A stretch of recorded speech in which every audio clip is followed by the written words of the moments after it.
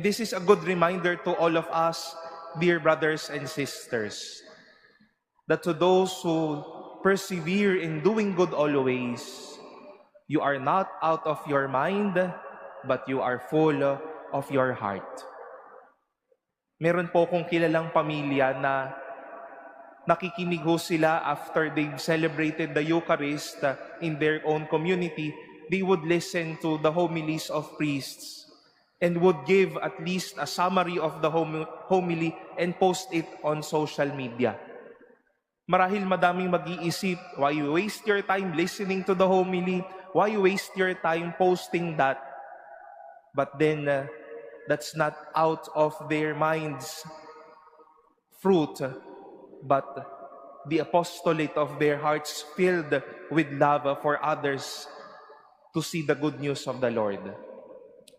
May be unknown to us, but all of you are here daily at the Manila Cathedral. Bakit ka mamamasahe papunta sa Intramuros? Magsisimba ka lang naman. Sayang ang oras at sayang ang pera. People may think that you are out of your mind, but you are doing it out of your passion because you are praying for someone. You are in need of something. Why waste time with your money and your time for others?